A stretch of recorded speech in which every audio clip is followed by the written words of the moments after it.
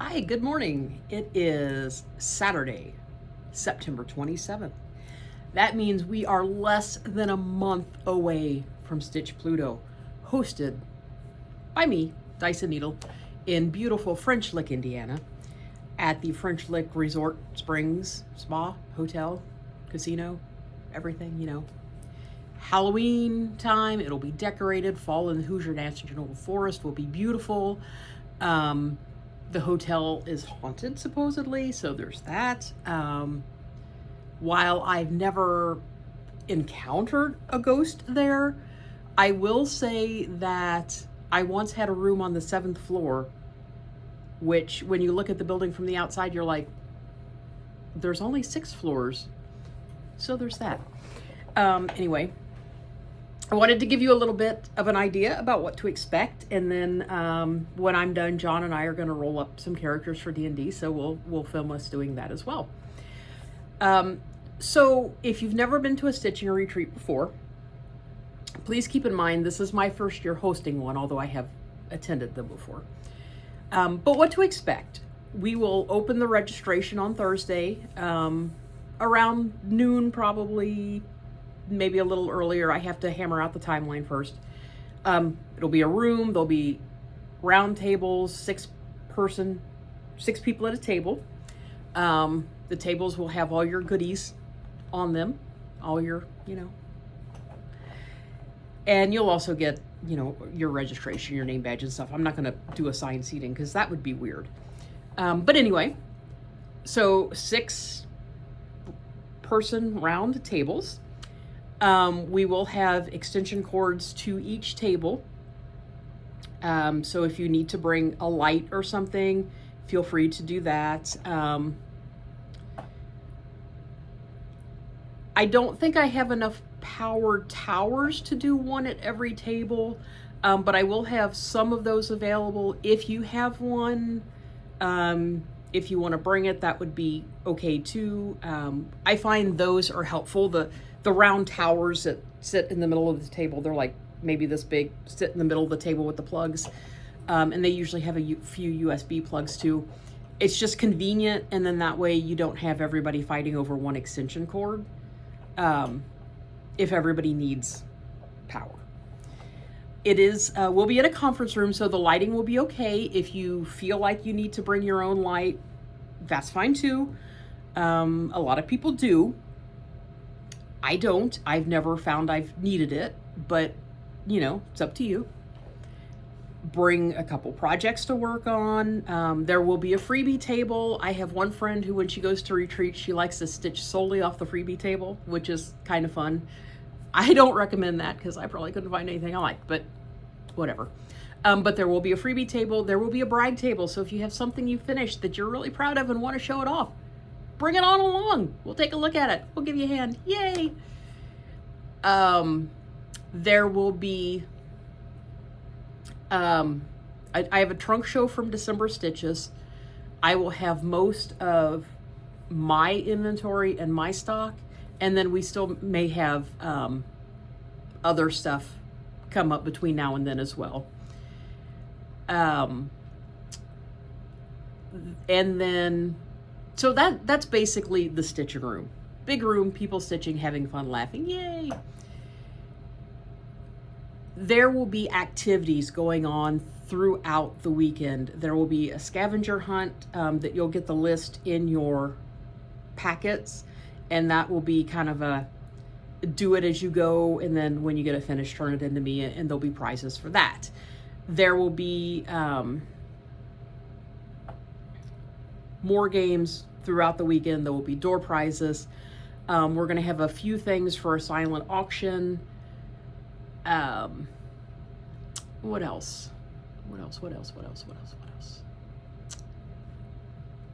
Dungeons and Dragons.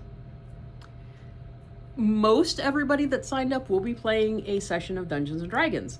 We are, we're taking the framework from an existing module, and we're rewriting it. It's called Linen Lane, and the big baddie is a frog. We named him last week, but I forgot what we named him. But I know it's a frog. And the big prize, now this is not a real prize. I told somebody this last week and they got really excited. I'm like, no. It's not a real prize. It's a prize in the game. That's going to be your objective, is to defeat the frog and win this prize in the game. But it's not a real prize. It's a diamond encrusted Lowry stand. I mean, who wouldn't want that? But remember, it's not real.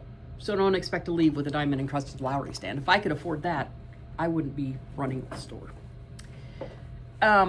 Anyway, so those sessions will be, I was thinking of a 4-hour session, probably 4 or 5 players in each session. We do have a friend that will be joining us as, I don't want to call him a ringer, but he's a good player, and he will be playing in each session to kind of help John, who is going to be DMing for you all, kind of help keep the session moving along, and then if there's any new people in the session, to kind of help them out too, so John can concentrate more on the story. So there's that. I do have the patterns, the exclusive patterns from the designers are coming in, and I love them so much. I'm going to give you a sneak peek of the one from Holly at Stitchy Pros. This is the Bard. That's your sneak peek. So there's that. And what else? We'll run until Sunday. Most everybody will leave Sunday morning. Some people will stay as long as the room's open. You will get vouchers for the breakfast buffet for 2 mornings. And the buffet is downstairs of the resort instead of having it in the stitching room. So you'll get vouchers for 2 mornings worth of breakfast. We will have, I think, cookies and warm apple cider in the afternoons on Friday and Saturday in the stitching room. There'll be a water station. What else? What do you want to know? Ask me questions in the comments. And then, as always, like, subscribe. If you are interested in coming to Stitch Pluto, but you have not signed up, you can still do that. You can still sign up. Just drop me a note here. Drop me an email at dysonneedle.com if you have more questions about it.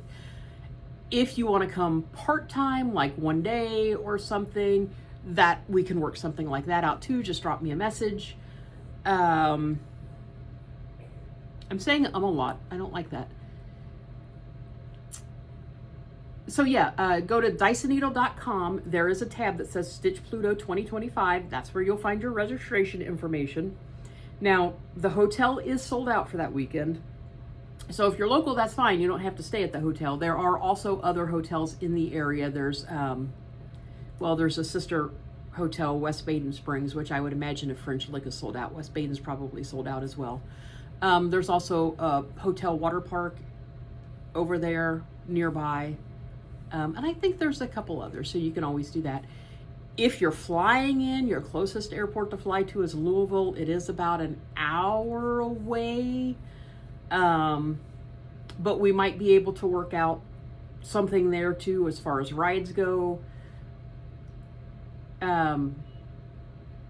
If you're not local and haven't signed up but want to come and can't find a hotel room, let me know, because we may be able to find somebody that you can share with. So there's all of that.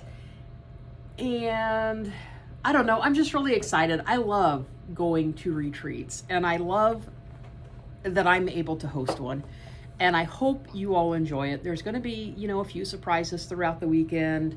And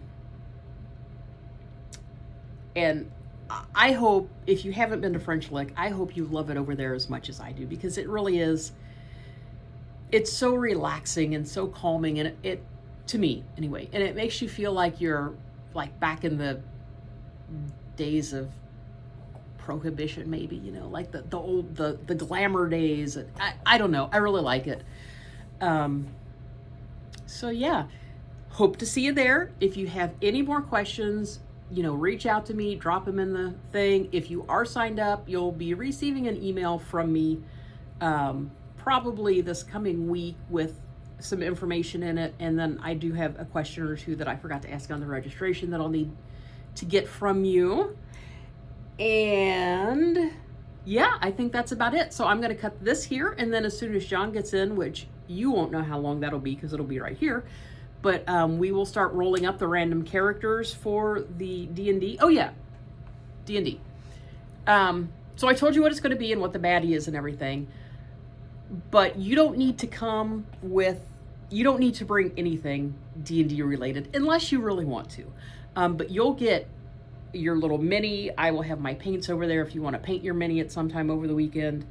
You'll get a pre-made character that we are making up that will have, instead of a sword, you might have a seam ripper as a weapon, or instead of a, I don't know, javelin, you might have a giant snag nabbit. Who knows? But we're going to do all that today. You'll get your character, you'll get your character sheet, you'll get your mini, you'll get some dice, you'll get a rolling tray, not like a joint rolling tray, like a dice rolling tray. So you'll get all that. So yeah, I'm excited. I'm looking forward to it. And we'll cut here and we'll see you back in a bit to roll them up. Okay, so we are going to roll up some random characters. What we're going to do is I have 12 character sheets here under Penelope's butt. Each one has a class on it. And then we have 6 different, they don't call them races anymore. What do they call them? I don't know. They used to call them races. We have 6 different one of those that we'll roll randomly for that. We'll roll a 12-sider for the class, a 6-sider for the race.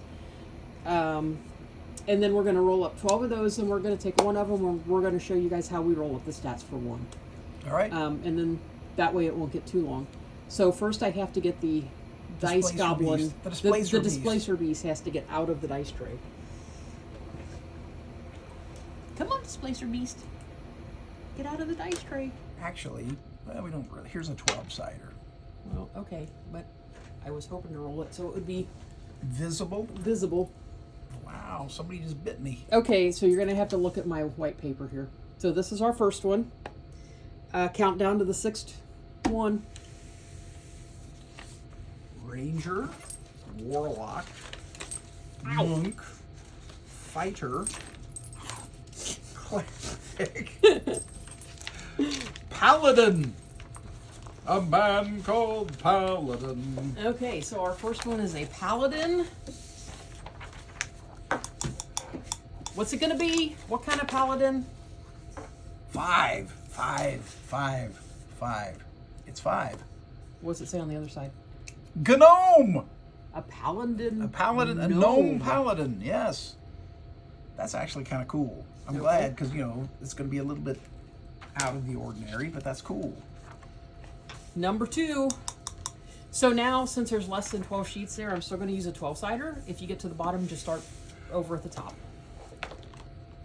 8. You should roll your 11-sided die. I don't have an 11-sided die. We'll switch to a 10-sided die next. 5, 6, 7, 8. This is a bard. A bard what? This is a bard. 3. 3. Halfling. Halfling bard. We got a gnome paladin and a halfling bard. All right. 10-sider. So now there are 10 left, so I'm switching to a 10-sided dice. Die. 1. That's the ranger. All right. What do you think the ranger's going to be? 6. That is the half elf. Half elf. Half right. elf ranger.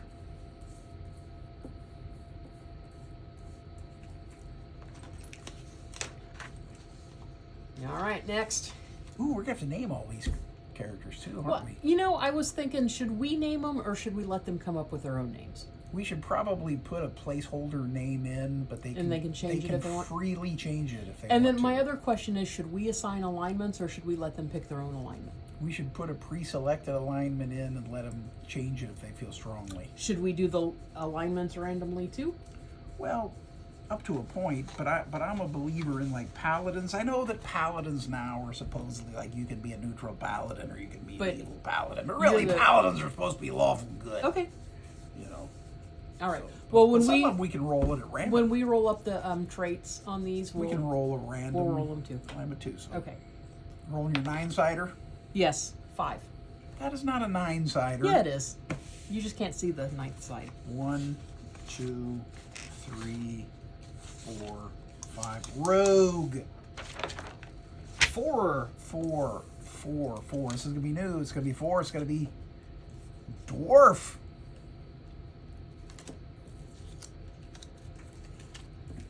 A dwarf rogue. That's interesting. Yeah, yes. Dwarves can make really good rogues. Certain kind of rogues. 6. 1, 2, 3, 4, 5, 6. Barbarian. Dave. Could be barbarian. 6.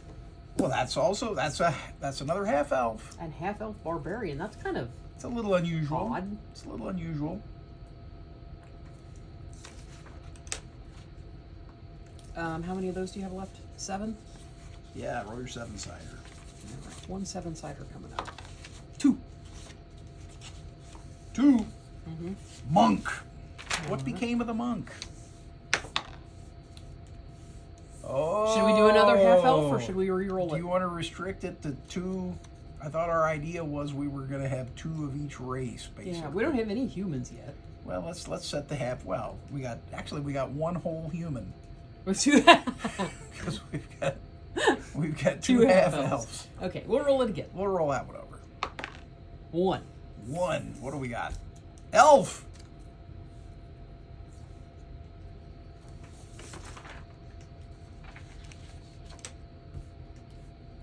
I have a question. I might have an answer. Is this an elf raised by humans? No, that's a half elf. Okay. 1. What's on top? Warlock. Ooh, what should the warlock be? 3. 3. That might be human. I don't think we've had a 3 yet. Halfling. There's our second halfling. We did have a 3. A halfling warlock. He's a bitty warlock. A little bitty warlock. Okay. 5. These days, nobody likes to play humans anyway. Yeah, that's true. 1, 2, 3, 4, 5. Wizard! I'm down to 4 of these, so do 1, 2, and then instead of 5, that'll be 3, and I'll use a 4-sider. 1. There's our second elf. Elf wizard. That's fitting. I got 4 left over there. Yes. 3. 1, 2, 3. Druid. 2. 2. That is human.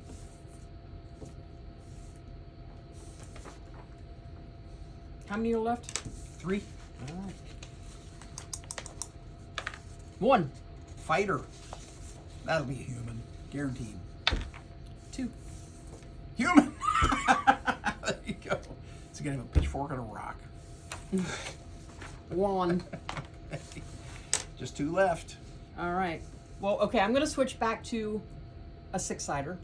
Wait a minute. What's something we haven't used yet? Or have we used them all? I used them all because I haven't used the percentage 20. dice. 50-50, you know. If it's even, it'll be the top one. If it's odd, it'll be the bottom one. Or just say if it's No, let's do all right. even or odd. Even it's the top, odd it's the bottom. It's I guess they're all even, but 1, 0, I was talking about the first number, so that would be odd. So that's the bottom. That's the bottom. Sorcerer. And then 5s will be the ones that start with odd numbers, and 4s will be the one that starts with even numbers. 7, so this is a gnome sorcerer. Yeah, okay, that makes sense. Gnomes make good illusion. Traditionally, gnomes make illusionists. And then what do we have left? What do we have left? It's going to be a dwarf cleric. All right. One of the things we don't have are any multi-class or any dual-class things. That's just because that's the way it is.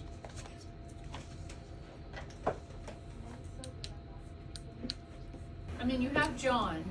All right, we are back. We are going to randomly choose one of these 6 characters, and we're going to show you how we roll up. I'm looking at the phone like you can see me on camera. We're going to show you how we roll up characters. If you use D&D Beyond or something, that's up to you, but this is just how John's always done it, so this is how we're going to do it. We we chose the 6 that intentionally aren't going to have a lot of magic or anything too difficult, so it'll be simpler for us to do on film, quote unquote film. All right, so this is 1, 2, 3, 4, 5, 6. What are our choices? Let them know. We have barbarian half-elf, dwarf rogue, human fighter, gnome paladin, elf monk, or half-elf monk or half-elf ranger. 2. Dwarf rogue. Dwarf rogue, there we go. All right, now Johnny's going to walk me through how to do this because I use D&D Beyond. Well, the first thing we're going to do to give people some control over it, as you know, we need to come up with 6 ability scores: strength, dex, con, intelligence, wisdom, and charisma. So the first thing we're going to do is we're going to get 6 numbers by roll that way, and then we'll pick which one goes with which trait. So to get a number between 3 and 18, we're going to use 3 6-sided dice, but to give ourselves a little more oomph, we're going to roll 4 and drop the low. So 11, 12, 13. Yes, that's a 13. And I do that 1, 2, 3, 4, 5, 6 times? That is correct. All right. Now, do you reroll ones? Not normally, because we're dropping them anyway. Well, this is a 9. 9 is still, when you're going from 3 to 18. Okay. All right. Oof. So that would be a 7. Somebody can't roll. 4, 5, 6, 7, 8. Somebody really can't roll. Perhaps I'm just warming up the dice. Oof. Well, that's a 10 at least.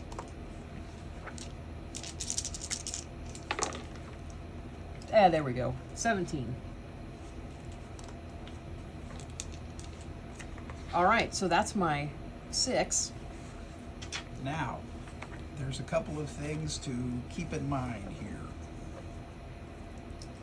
For a rogue, the most important skills are dexterity and intelligence. Okay? All right. So we want to put our 2 highest numbers there? Yes, but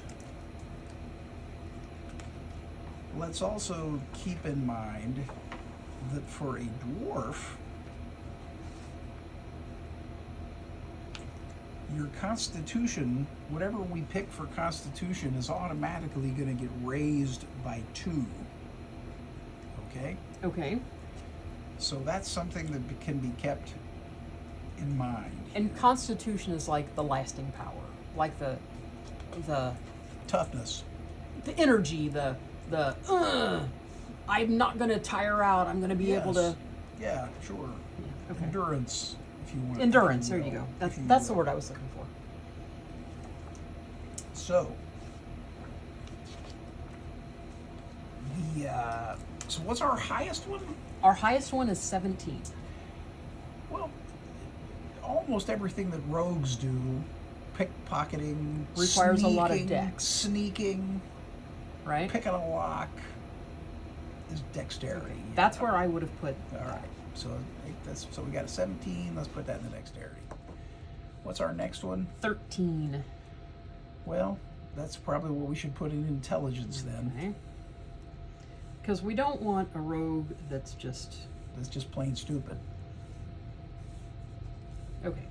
Now we go down to a 10. Now we have 10, 9, 8, 7. Well, I'm good. It kind of depends on what kind of rogue we Wisdom want. is like street smarts, right? Yeah. Intelligence is like book smarts, and wisdom Yeah. is like street smarts. Well, yes, or common sense, maybe. Common Okay. sense. Okay. Charisma Is charm. and good looks. Okay. Two aspects of it. So I would. I mean, Strength is, so it kind of depends on what kind of rogue we think we want this fellow to be. when I think of a D&D rogue, I don't think of like the romance book rogue. I think of like the dirty, scarred up kind of street urchin kind of rogue. Guy that's on the way to being a pirate, Yeah, more so than a guy that's a Bilbo Baggins style burglar. something like that. Yeah. Okay. No Thomas Crown. Okay.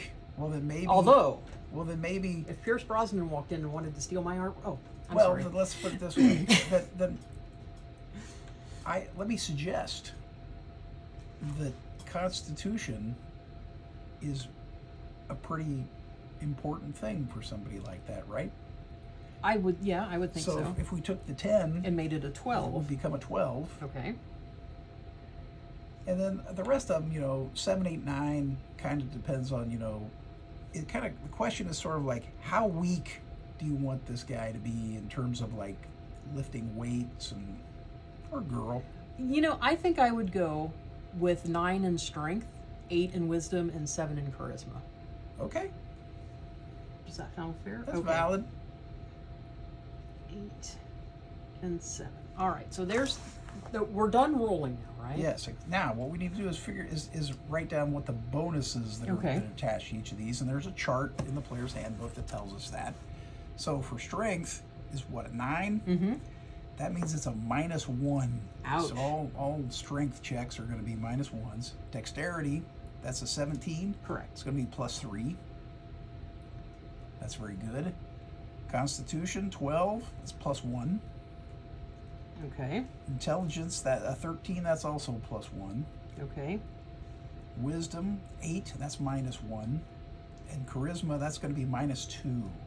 Ouch. Well, Hey, you see us? We're rolling these up fair and square. it's a filthy dwarf street urchin, yeah. as you described him. Yeah. So- Okay. Okay. So now, for some reason, I don't have. There are 2 different kinds of character sheets. There's this one, which is just kind of open and basic. This one has a little bit more detail, but everything that's on here will be over here. Yes. So I'm just, saying if somebody looks at this and go, well, that's not the true. right kind of character That's sheet. true. It doesn't have all the skills on this Yeah. one, does it? So do So- we use that one instead? So let me write this in. We're going to reprint these real nice and everything for the retreat. We're just doing this to make notes and stuff. So let me do this real quick.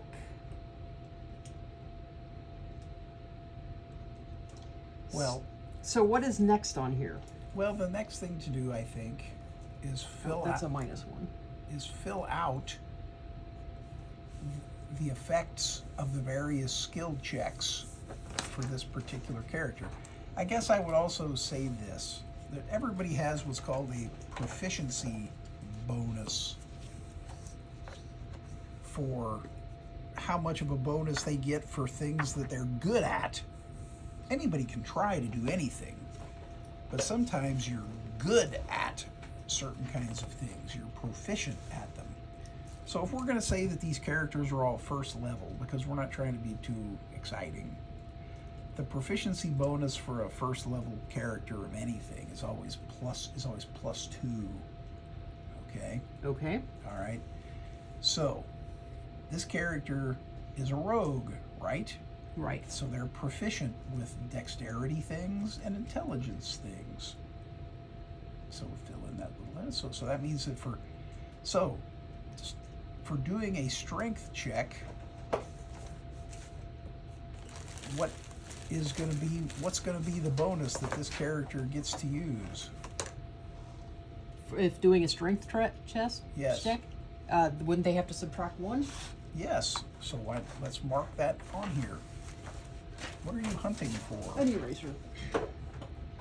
So I would put -1 here. Yes.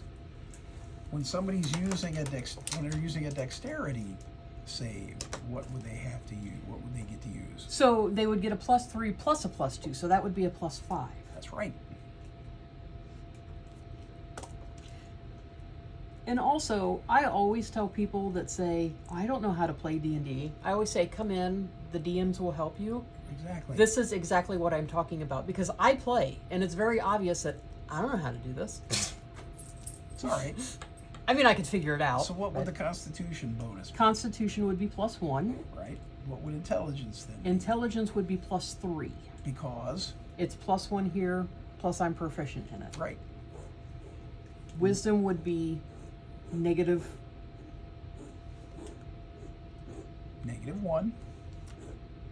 It does. Okay, so I have a question.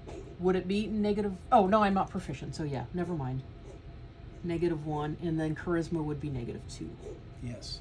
Okay. Those are just generalized in case the DM tells you something like, make an intelligence check. Yes. You know, or something like that. Now, but there's certain other kinds of skills or like things that you might be good at or know how to do. All right? That come up over and over again in the game. And so we're going to a first level rogue like this is going to get 4 skills that they have some knowledge of. And you get to pick from this list right here. Acrobatics, which is kind of just what it sounds like. Athletics, which is like, you know, strength type stuff.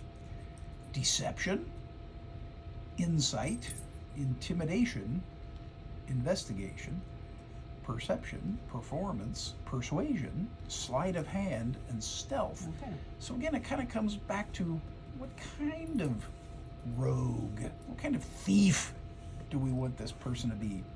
Do you want him to be a con man or a killer? You know, do you want him to be a private eye? Or do you want him to be a actor? Do you want him to be a pickpocket? I think this one's going to be more. I think acrobatics and intimidation, definitely. So they're going to be like a thug. Yeah. Okay. So I can't write any of this down right now. So acrobatics. So you would fill in the oval next to acrobatics. That's a circle. Okay. And did you say intimidation? I think intimidation. Somebody needs to intimidate this displacer beast to get it away from where it is. She's got flowers in her. Yeah, we went out for a walk while we had customers in, so we went out for a walk and we decorated. Okay, we got flowers in her hair. All right, you get 2 more though. What else? What do you think, Penelope? Deception. Does that go along with intimidation? I don't know. I think persuasion might go along with intimidation.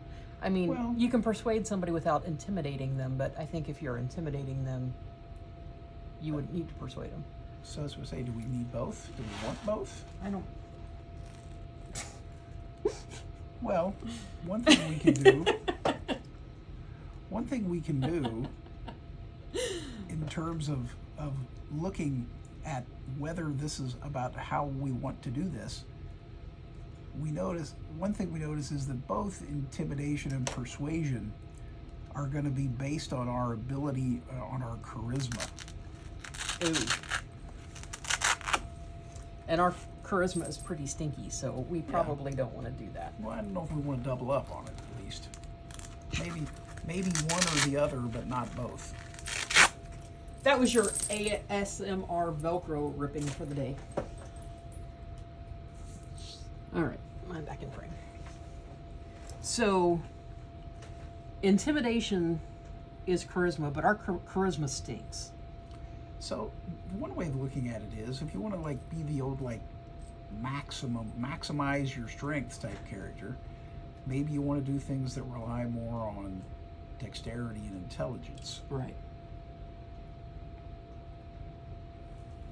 So that would be sleight of hand and stealth. Perhaps. So maybe not intimidation. Well, either intimidation or persuasion might work. Just not both, you know. But acrobatics, sleight of hand, stealth, those all three go together quite well, I think. I like stealth. I know with in games that we've played, stealth has always come in handy. Yep. Sneakiness. Yeah. I think I'm going to keep intimidation. And then Sleight of hand or sleight of hand is the only other dex. Investigation. I think maybe investigation, because that's an intelligence one, Okay. and I think that would be good to have.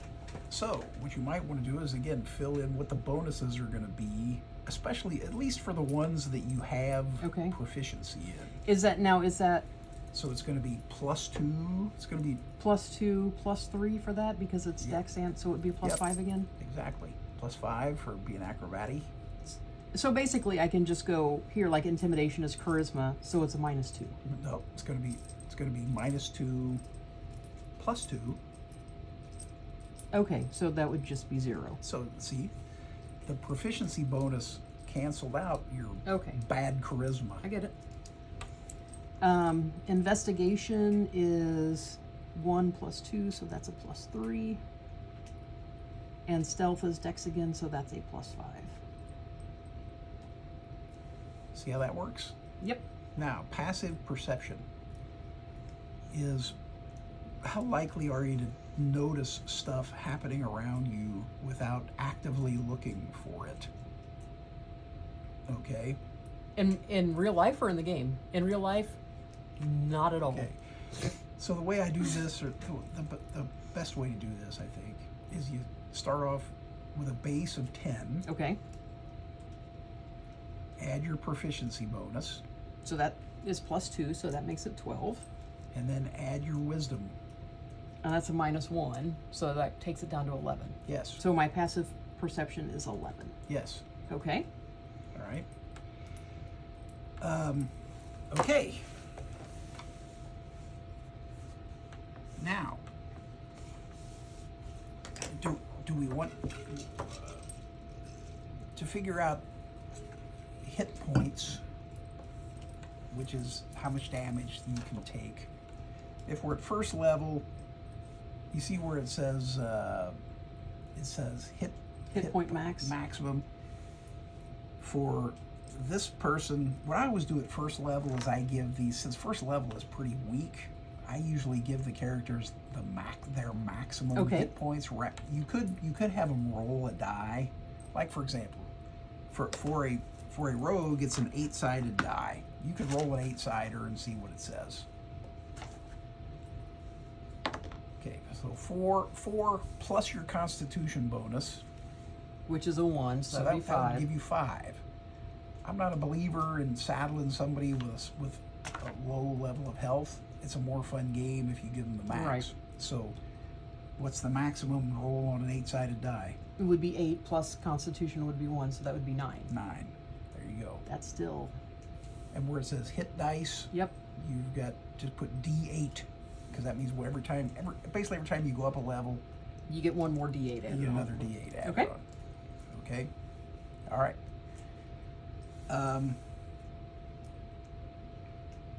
For a dwarf, in terms of speed, dwarves are short. They just are. So your basic, your human-sized characters always have a base speed of 30. Mm-hmm. 30 feet and around.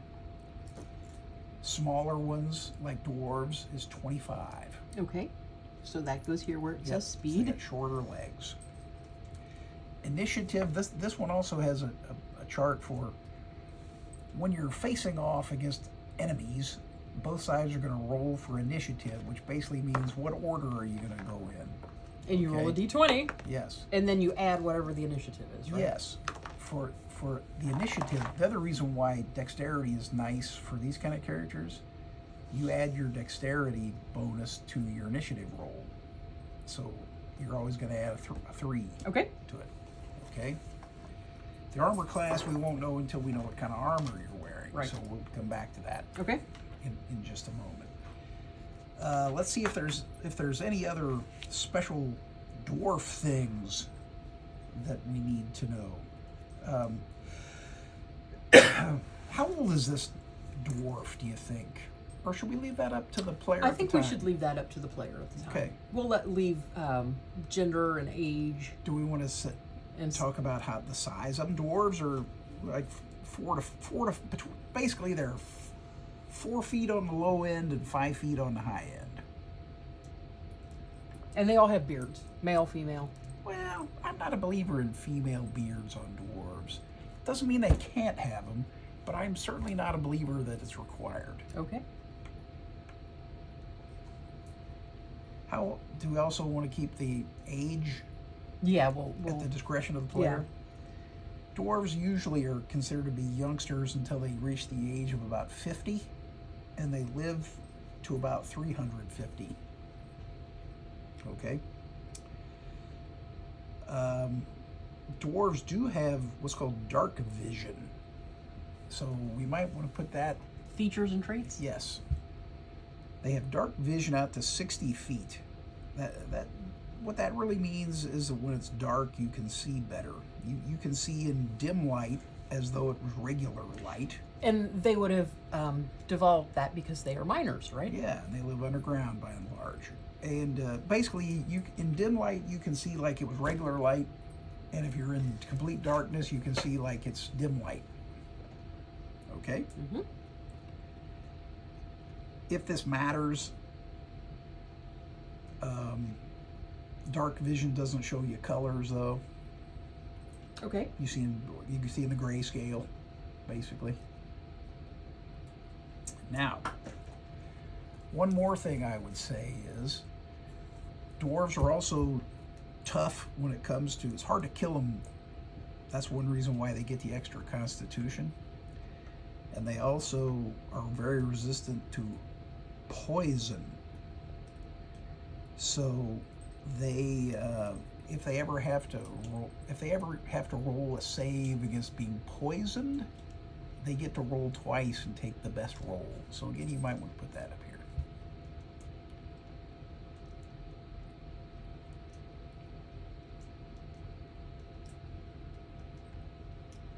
And I wrote advantage against poison because when you have advantage, you just roll twice and take the best one. That's just what Yes. it means. Disadvantage is the opposite way. You roll twice and take the worst one. Now, we do have a couple of more things we can do because this is a dwarf. Okay, one of the things I should have done before we did all of this over here. There's sort of two different kinds of dwarves in D&D. They're sometimes called hill dwarves and mountain dwarves, and they have different levels that gives them different abilities. Howdy! Okay, since we're not really rolling any more dice, I turned the camera to see us because I know you just want to look at us. Yes. I know John's in the frame. I hope I'm in the frame. If Oh, not, the camera's on me? I know you're in the frame. Oh, camera back on me, I guess. You're right there, dude. Yeah. Did you ever decide, my darling? So, it's actually the next day. We had, yesterday was kind of an interesting day at the store. We had people in here all day, which there's nothing wrong with that. Yeah, yeah. You know, lots of visitors, lots of chatties, and it was good. It was just hard to, but it was hard to... Yeah, but we couldn't get this done. Yeah, it was hard to do it without having a bunch of extraneous chatter going on in the background. So, to remind ourselves, and, you know, there's no break for you, so you won't really need this. But we were working on a dwarf rogue. We had rolled up their classes and their proficiencies and everything.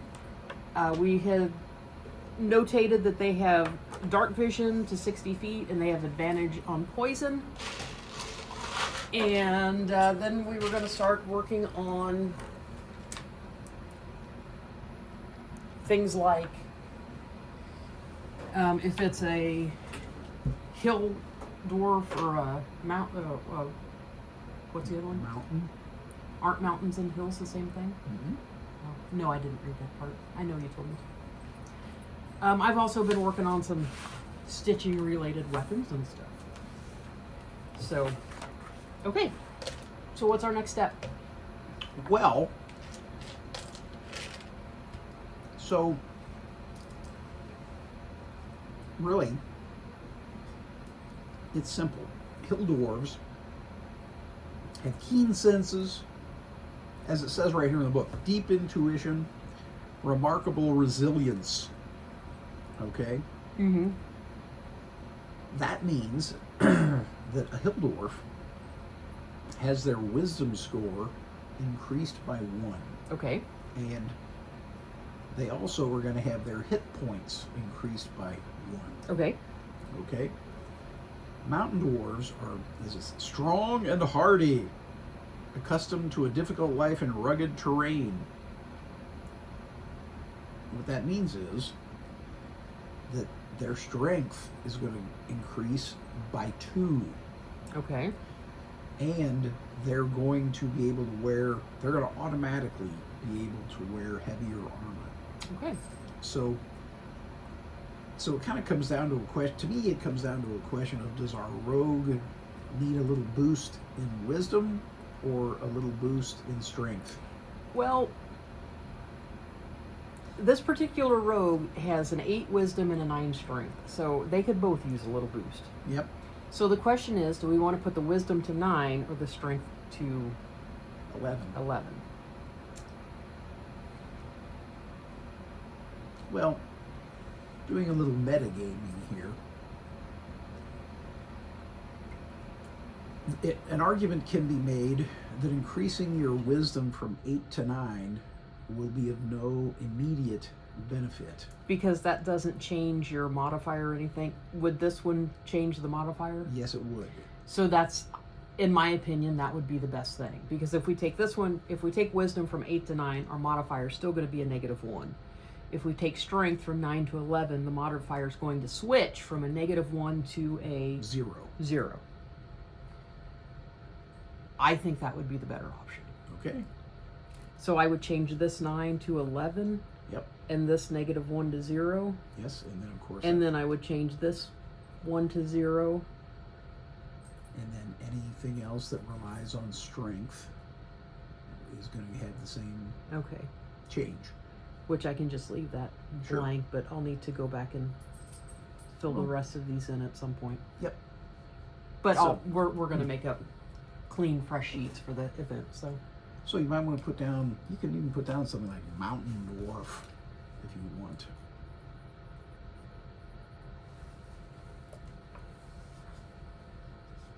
okay. There's a few other things that dwarves already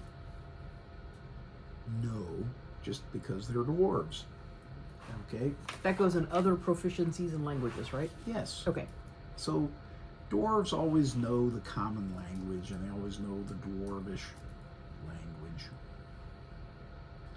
Keeping in mind, Is it dwarvish or dwarfish? well, we're good Tolkienists here, so it's Vish. Okay.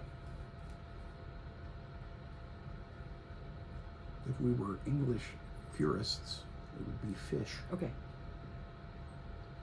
So it's kind of like, that's why I call them the Kansas City Chiefs. Okay. All right.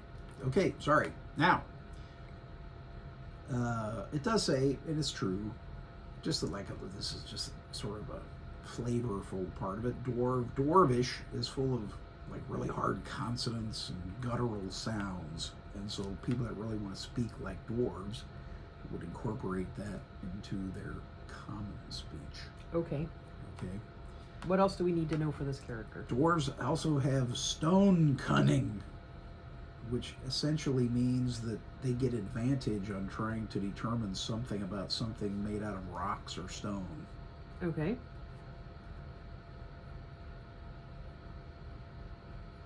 It, And that incorporates their intelligence bonus as well. Intelligence or wisdom? Intelligence. Oh, because would be investigation. Yes. Or history, which I think is also intelligence.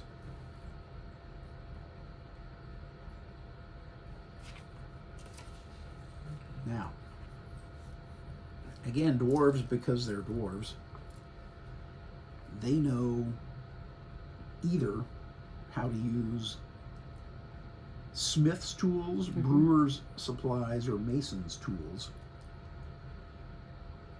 or the stitching implement of your choice. Well,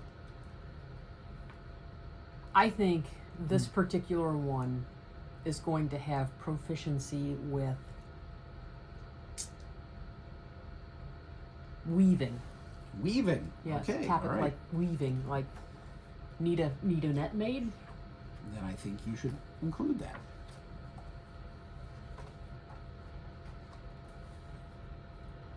If I can spell proficiency right, proficient, and it's like literally spelled right there.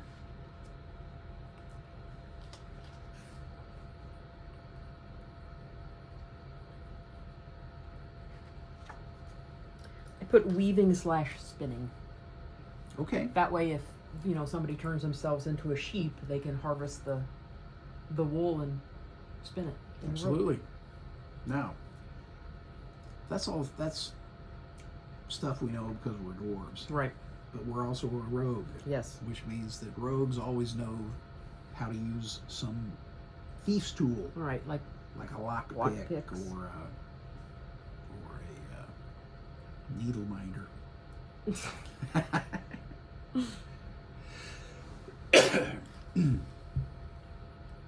By the way, I apologize about my coughing. I know that's incredibly annoying.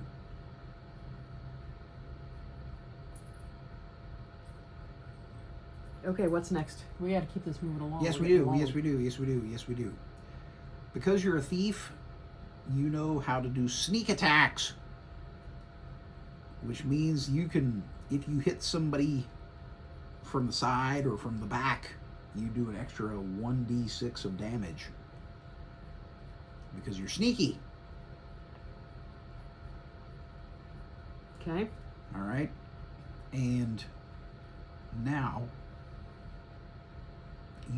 you also can do, remember we had these skills that we said they know something about? Because you're a thief, we can say that we're especially expert at 2 of those, which means that we get to double our proficiency bonus in that one. So in 2 of the 4 we've already chosen? Yes. So, for example, if what that means is our proficiency bonus is +2. So, in other words, we can pick two of these to add 2 to our bonus. Okay. Instead of, so like for acrobatics, instead of it being +5, it might be +7. So, okay, in this case, I think I'm going to take intimidation from a 0 to a 2. That makes sense to me. And then, I think this dude's going to be I think he's going to be a little gymnast. So I want to take acrobatics from a 5 to a 7. Okay.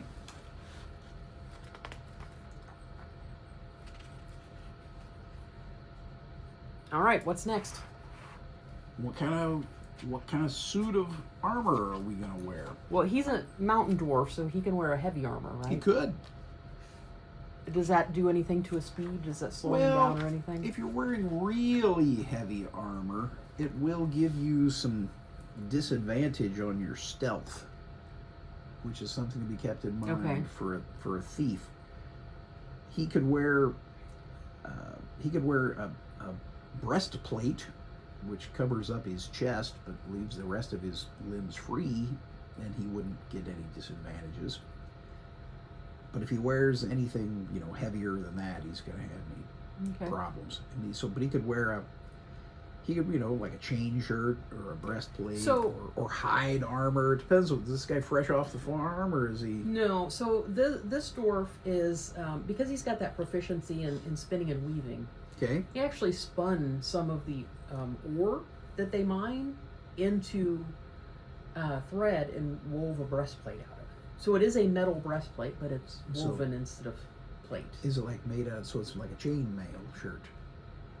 No, it's more like it's like this, except if it was made out of metal. Okay. It's very more like a Kevlar type thing. Write that down. Where does that go? Equipment? Yeah.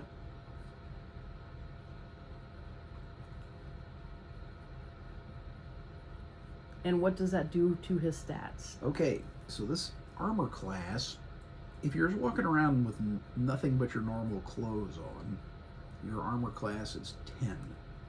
Okay.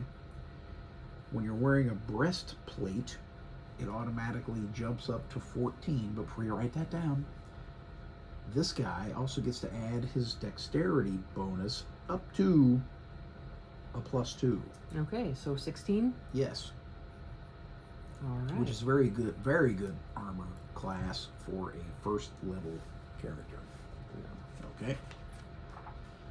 Now, what kind of weapon does this guy want to use? And remember, as a dwarf, he knows something about hammers and Right. But those types of things. with that proficiency in weaving and spinning, Yes. he's going to need to have can he have two small, or is it like one big and one small, or how does that work? Well, generally, he could have something that is a melee weapon and something that is a ranged weapon, Okay. but he doesn't have to. Well, he's going to have a shuttle, Okay, which, do you know what a shuttle is? sure, but why don't you tell them? I mean, hopefully you know, but when you're weaving and you have your stuff on the loom, and I don't know which way is weft and which way is warp, but you have the one thread's this way, and then you take the other thread, it's wrapped around this thing, and that's what slides back and forth to actually do the weaving. That's the shuttle, is what the thread is wrapped around. So it would probably be about that long, probably made out of wood, would be chunky, pretty heavy. That would be I think a good bludgeoning weapon. I think that does about 1d6 of bludgeoning damage. I'd say that's kind of the equivalent of a mace. Yeah, we'll go with that. So he has, In the weapons section, why don't we write that's that? attacks and spellcasting, is Right. that where it goes? Shuttle.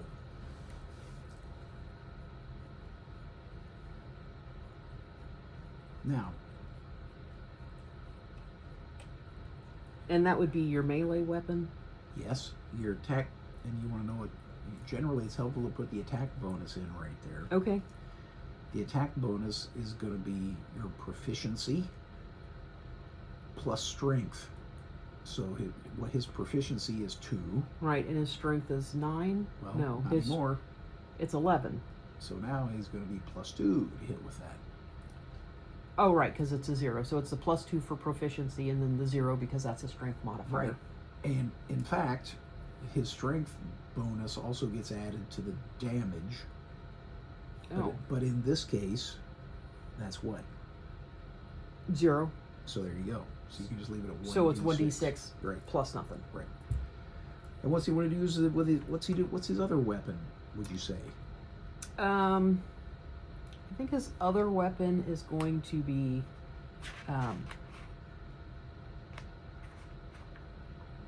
what do you consider You want something you can throw? the ranged weapons here?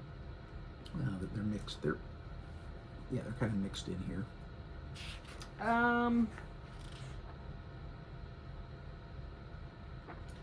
I think he's going to have, a big pair of fabric scissors that he can throw. Okay.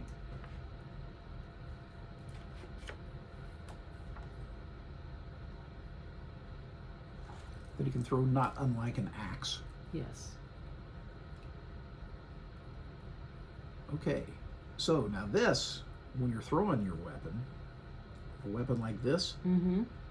your dexterity plus your proficiency is how well you can throw something to hit somebody with it. So for him, that would be what? A +5. Yeah, +2, +3. Yes.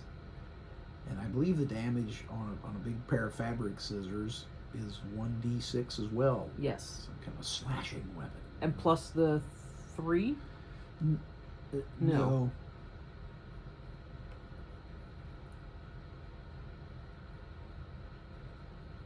And then what would the range on that? It says range 20/60. What does that mean? That means that you can throw it with no ill effects, no minuses, up to 20 feet. If you want to throw it with disadvantage, you can throw it up to 60 feet. Okay. Okay. Now what else for this guy? What we gotta do is figure out how much money he's got, I think. Or are there any other little tweaks that we want to do with this guy? Are we ready, for example, to decide what his name is? Or is that something that we still need to think about? We haven't really brainstormed names, and I'm kind of going with we'll put placeholder names in. Sure. They can rename their characters if they want, just like they can say, no, this is a girl instead of a boy, or whatever. But what's a good, let's see, this name could be, I don't know, what's a good name? How about Nart Garfinkel? I guess that's a loser, okay? I try to have a little bit whimsical names for my characters, as you know. But that doesn't relate to anything except Scarborough Fair. Well, or Farborough Scare, as the case may be. Are you going? No. Oh, well then you gotta come up with something else then. I've got parsley, sage, rosemary, and thyme. Okay. Well, do you want it to be? Should we make you give me something stiff related? How about what's something that's a short and squat stitch term? How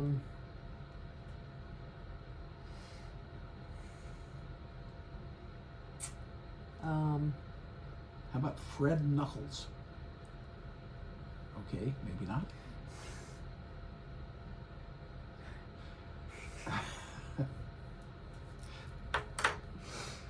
Oh my gosh.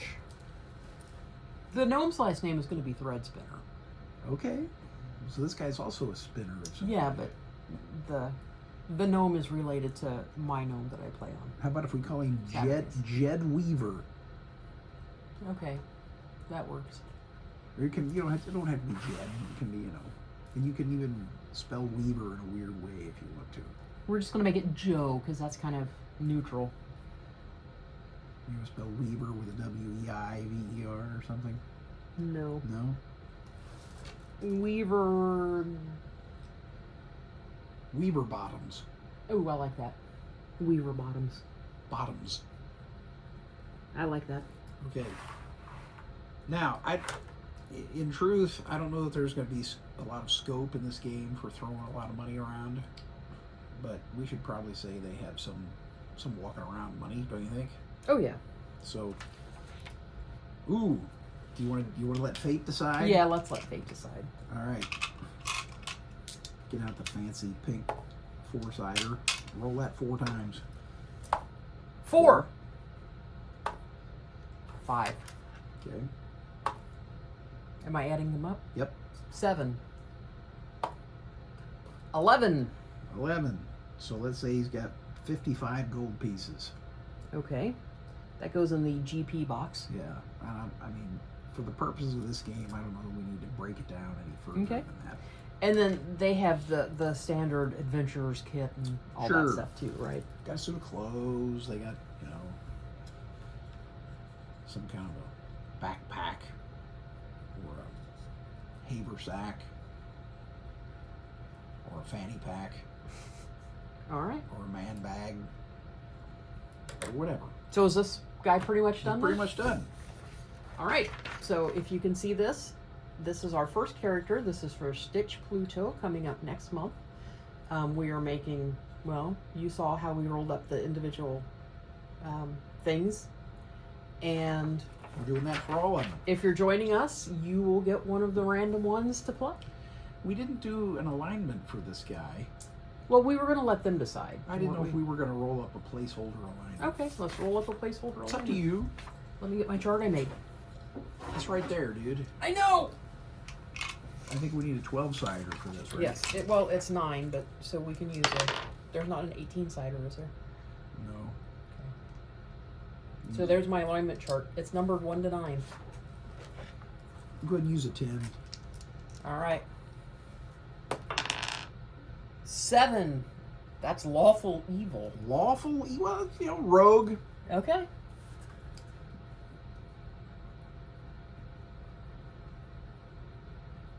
All right. So there he is. All right. Lawful evil. That means he's gonna rob you blind by using the law against you. He's a lawyer? Sounds like it. Sounds like it. So, on that note, we will see you next time. Don't forget to like, subscribe, share, comment to get me up in the algorithm. Can't go live until 50 of you like me. Come on. Ooh, I like you 50 times. If you log on to YouTube and you click like, unlike, that's not going to help. Oh, will it help me at home? Not really, no. Can't blame a guy for trying. So anyway, subscribe, like, comment. Yeah, go to my website, DysonNeedle.com, to find out more about Stitch Pluto.